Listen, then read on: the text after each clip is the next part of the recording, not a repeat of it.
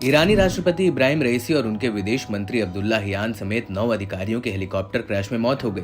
रईसी का जाना ईरान के लिए अभी तक का सबसे बड़ा झटका है। हालांकि ईरान ने इस हेलीकॉप्टर क्रैश को एक हादसा माना है जो तकनीकी खराबी और खराब मौसम की वजह से हुआ है, लेकिन अब इसको लेकर एक ऐसा खुलासा हुआ है जिसे देखकर लगता है कि कहीं रईसी की मौत एक बड़ी साजिश तो नहीं है। अगर ये साजिश है तो क्या ये साजिश ईरान के भीतर से रची गई या फिर विदेशी ताकतों ने रईसी का हेलीकॉप्टर क्रैश कराया?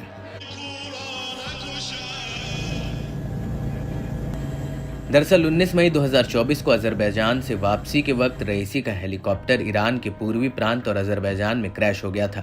उनके हेलीकॉप्टर के साथ 2 और हेलीकॉप्टर उड़ान भर रहे थे, लेकिन एक झटके में रईसी का हेलीकॉप्टर कहीं गायब हो गया है और करीब 30 मिनट बाद अन्य 2 हेलीकॉप्टरों के पायलट को एहसास होता है कि रईसी का हेलीकॉप्टर उनके साथ नहीं और वो तुरंत यू टर्न लेकर वापस उसे ढूंढने आते हैं, लेकिन रईसी के हेलीकॉप्टर का कोई अता पता नहीं होता है।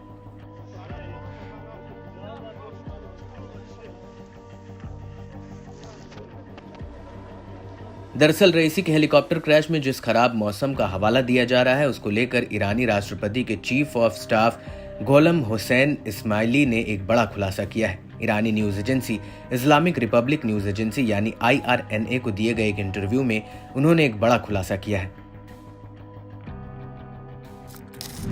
उन्होंने इस इंटरव्यू में कहा कि उस वक्त मौसम साफ था, वहां पर ऐसा कोई मौसम नहीं था जो चिंता करने वाला हो। आधे घंटे के बाद हवा में सुनगुन कॉपर माइन पहुंचने से पहले बादलों का एक छोटा सा टुकड़ा आया था। बड़ी बात यह है कि इस्माइली भी उन 2 हेलीकॉप्टरों में से एक में सवार थे। उड़ान के वक्त कोहरे को लेकर जब सवाल पूछा गया तो इस्माइली ने कहा कि बिल्कुल भी नहीं, वहां जमीन पर कोहरा था, लेकिन हवा में जिस तरफ हेलीकॉप्टर उड़ान भर रहे थे वहां कोहरा नहीं था। वहां पर एक चट्टान के ऊपर बादलों का एक छोटा टुकड़ा था। रईसी को ले जा रहे हेलीकॉप्टर के पायलट ने हमें निर्देश दिया कि हेलीकॉप्टर को ऊंचाई पर बढ़ाया जाए और बादलों के ऊपर के ले जाना जरूरी रखा जाए।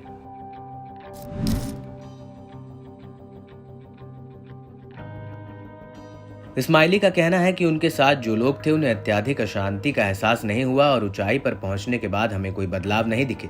इस्माइली का कहना है कि खराब मौसम को लेकर कोई भविष्यवाणी भी नहीं की गई थी और जब हमें एहसास हुआ कि हमारा पायलट यू टर्न लेकर जा रहा है तो हमने उससे पूछा तो उसने कहा कि एक हेलीकॉप्टर लापता है।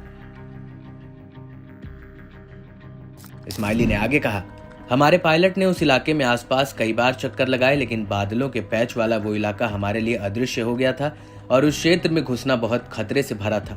हम रईसी के हेलीकॉप्टर से रेडियो संपर्क बनाने में कई बार विफल रहे। हमें जांच के लिए 30 सेकंड के बाद सुंगुनु तांबे की खदान पर उतरने के लिए मजबूर होना पड़ा।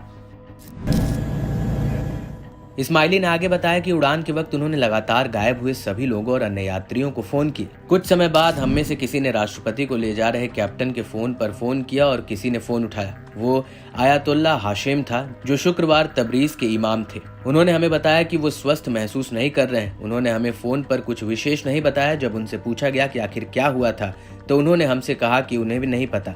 उन्होंने सिर्फ इतना बताया कि वो अपने चारों तरफ खुद को पेड़ों से घिरा देख सकते हैं और जब उनसे अन्य लोगों के हालात के बारे में पूछा गया तो उन्होंने कहा कि उन्हें उनमें कोई दिख नहीं रहा और वो अकेले हैं।